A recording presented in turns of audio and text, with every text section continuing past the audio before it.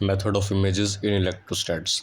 इस कॉन्सेप्ट के अंदर क्या है कि कोई भी कंडक्टिंग सरफेस है और उसके वो पोटेंशियल जो है वो मेंटेन्ड है, यानी इक्वी पोटेंशियल है। वो इक्वी पोटेंशियल कंडक्टिंग सरफेस के ऊपर कैसे चार्ज डिस्ट्रीब्यूशन होगा और उसकी वजह से जो ये एक्सटर्नल चार्ज है या कोई भी इंटरनल चार्ज है उस पर फोर्स कैसे लगेगी, इसको हम पता लगाते हैं। तो इसको पता लगाने का क्या तरीका है? तो देखो, इसको पता लगाने का ये तरीका है कि हम मान लेंगे कि जो एक कंडक्टिंग सरफेस है ना, इसके ऊपर कुछ चार्ज डिस्ट्रीब्यूशन हुआ है। अब उस चार्ज डिस्ट्रीब्यूशन को निकालना बहुत बहुत मुश्किल है और वैसे सॉल्व करना बहुत मुश्किल है। तो इसके लिए ना एक इक्विवेलेंट कॉन्सेप्ट बनता है। ये यूँ कहो कि हमने आंसर जब निकाल के देखा इंटीग्रेट वगैरह कर करके, तो हमें एक फाइनल एक रिज़ल्ट मिलता है। वो रिज़ल्ट क्या है कि आप किसी भी इस सरफेस के इक्विपोटेंशियल सरफेस के जो रिजल्टेंट चार्ज है वो ऐसे मानो कि जो net potential at the surface है वो हमेशा कांस्टेंट हो जाए। मैंने अब क्या कहा? मैंने ये कहा कि एक क्यू चार्ज बाहर मान लो प्रेजेंट है, ठीक है? तो जो ये बाहर क्यू चार्ज प्रेजेंट है, ये इसकी वजह से जो ये कंडक्टिंग स्फेयर है, इस कंडक्टिंग स्फेयर के अंदर एक चार्ज इंड्यूस हो जाएगा, ऐसा हम मान लेंगे। एक्चुअल में पूरे स्फेयर के अंदर इंड्यूस होता है, अंदर कोई चार्ज नहीं आता, लेकिन हम सॉल्व करने के लिए मान लेते हैं। तो वो चार्ज इस प्रकार से आएगा कि जो ये स्फेयर बनेगा ना, ये अपोलोनियस स्फेयर बनेगा। अपोलोनियस स्फेयर हमने देखा इलेक्ट्रोस्टैट्स के अंदर कि जहाँ पे पोटेंशियल सेम होता है। या यूँ कहो, ये जो पॉइंट है ये वाला, इससे डिस्टेंस इसका और इससे डिस्टेंस इसका, उसका जो रेशो है वो हमेशा कांस्टेंट रहेगा, क्यू बाई कैपिटल क्यू, या जो भी रेशो है। अगर मैं पूछूं कि दो पॉइंट्स हैं, इसका हम उसमें भी देखते हैं कॉम्प्लेक्स नंबर्स में, जहाँ पे z not upon z equal to some constant आ जाता है। तो उस केस के अंदर जहाँ पे z नॉट अपॉन z एक कांस्टेंट आ जाए, तो जो ये इक्वेशन होती है ये एक स्फेयर को रिप्रेजेंट करती है। और जो ये स्फेयर होता है इसको हम अपोलोनियस स्फेयर बोलते हैं। और अगर यहीं सर्कल के अंदर 2D के अंदर हो तो उसको अपोलोनियस सर्कल बोल देंगे। तो ये कॉम्प्लेक्स नंबर के अंदर से हम यहाँ पे भी शिफ्ट कर सकते हैं, क्योंकि अल्टीमेटली पोटेंशियल जो है अगर हमें सेम करना है हर पॉइंट का, तो पोटेंशियल जो है डिस्टेंस के इन्वर्सली प्रोपोर्शनल होता है। तो वो डिस्टेंस के इन्वर्सली प्रोपोर्शनल है और चार्ज के साथ डायरेक्टली प्रोपोर्शनल है। तो जो डिस्टेंस का रेशो है वो चार्ज के रेशो के इन्वर्स आ जाएगा।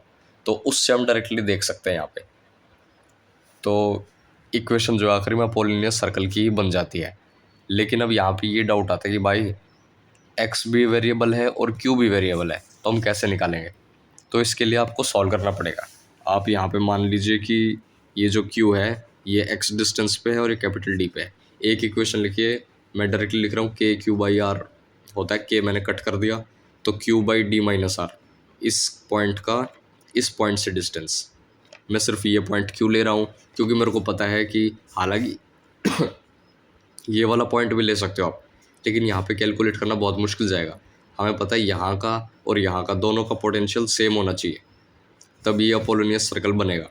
तो दोनों का पोटेंशियल सेम होना चाहिए, तो हमें दो ही इक्वेशन चाहिए एक्स को एलिमिनेट करने के लिए और क्यू को निकालने के लिए, क्योंकि दो वेरिएबल हैं क्यू डैश और एक्स। हमें निकालने के लिए इनको हमें दो इक्वेशन चाहिए, दो इक्वेशन दो अननोन, तो हम निकाल लेंगे इसको। तो दो इक्वेशन के लिए एक ये वाला पॉइंट ले लेंगे, ये वाला पॉइंट ले लेंगे।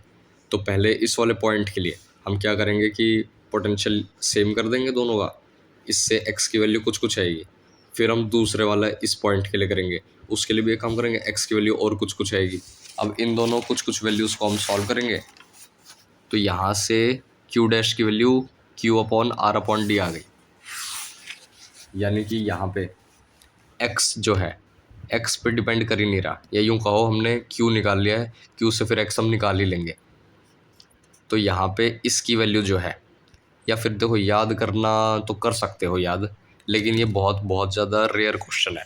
ये ओलंपियाड के कॉन्सेप्ट में गिना जाता है, लेकिन कोई भरोसा नहीं है एडवांस वाले दे दे, ठीक है? तो यहाँ पे बस ये बात याद रखो कि मेथड ऑफ इमेजेस में होता क्या है कि आपको कुछ भी करके ऐसा चार्ज इमेजिन करना है जिसको फिर आप रिप्लेस कर दो पूरे कंडक्टिंग प्लेन या कंडक्टिंग सरफेस से, कि उस कंडक्टिंग सरफेस के ऊपर नेट पोटेंशियल जो है वो हमेशा सेम हो। और सेम करने के लिए हम आमतौर पे ग्राउंड कर देते हैं उसको, ताकि उसका ज़ीरो ही रहे हमेशा पोटेंशियल और हमेशा कांस्टेंट रहे। अगर यहाँ पे ये नहीं होता, अगर ये ग्राउंडेड नहीं करते हम इसको, तो क्या होता, तो ये होता कि ये जो क्यू चार्ज है ना, ये क्यू चार्ज इसके ऊपर कोई फोर्स लगाता ही नहीं। मतलब ये क्यू इसके ऊपर कोई फोर्स नहीं लगाता, ना ये इसके ऊपर। क्यों? क्योंकि मान लो कि ये इंड्यूस हो भी गया कोई चार्ज, तो वो रहेगा तो स्फेयर के ऊपर ही। बाहर कुछ आएगा तो अंदर भी कुछ आएगा, और अंदर कुछ आएगा तो इलेक्ट्रिक फील्ड जो है कंडक्टिंग उसके स्फेयर के अंदर, वो ज़ीरो नहीं हो पाएगी। तो ये पॉसिबल है नहीं, यानी कि सिर्फ और सिर्फ बाहर ही आ सकता है चार्ज। और अगर नेट चार्ज बाहर आ गया तो ओवरऑल इसके ऊपर चार्ज इंड्यूस हो गया एक्स्ट्रा। और अगर एक्स्ट्रा भी नहीं हुआ तो इस पॉइंट पर अगर इलेक्ट्रिक फील्ड निकाल लो तो एक गॉसियन सरफेस मानेंगे, तो यहाँ पे हमेशा क्यू इन ज़ीरो ही होगा। तो यहाँ पे नेट इलेक्ट्रिक फील्ड हमेशा ज़ीरो होगी इसकी वजह से। यहाँ पे हमने ग्राउंड कर दिया तो यहाँ पे कुछ चार्ज जनरेट हो सकता है, नेट न्यूट्रल नहीं रहेगा ये। तो वो जो चार्ज जनरेट होगा उसकी वजह से इलेक्ट्रिक फील्ड आ जाएगी। और वो चार्ज कैसे जनरेट होगा? वो इस प्रकार से जनरेट होगा कि यहाँ पे जो नेट पोटेंशियल है वो सेम आ जाए। अब अगर प्लेन होगा तो प्लेन में तो आपको पता है कि यहाँ से अगर क्यू डिस्टेंस पे है तो यहाँ पे इलेक्ट्रिक फील्ड के क्यू बाई पोटेंशियल जो है के क्यू बाई एच होएगा। यहाँ पे भी अगर आपको सेम ज़ीरो करना है तो यहाँ पे माइनस के क्यू बाई एच करना पड़ेगा। तो प्लेन तो बहुत आसान है। हालांकि क्वेश्चन प्लेन पे आ जाते हैं, प्लेन वाले क्वेश्चन भी आमतौर पर ओलंपियाड में मान लेते हैं, लेकिन हाई लेवल इसका पोलोनियस सर्कल है या और कोई जियोमेट्री दे दे तो आपको बस ये ध्यान रखना है कि आपको इक्वी पोटेंशियल सरफेस जो है दे रखा है, आपको उसके अक्रॉस ऐसे चार्ज मानना है कि वो इक्वी पोटेंशियल ही रहे, और फिर आप उस सरफेस को हटा दोगे और इन दोनों के बीच का इंटरेक्शन देखोगे। तो अगर ये पूछा जाए कि जो ये डिस्टेंस है डी से d/2 जब हो जाएगा तो इसकी वेलोसिटी कितनी हो जाएगी, तो उस टाइम पे हम ना उस टाइम पे भी नहीं देख सकते क्योंकि ये चार्ज का भी शिफ्टिंग होता रहेगा। मतलब जो भी अगर फोर्स निकालनी है इसके ऊपर फोर्स कितनी है तो वो हम निकाल सकते हैं।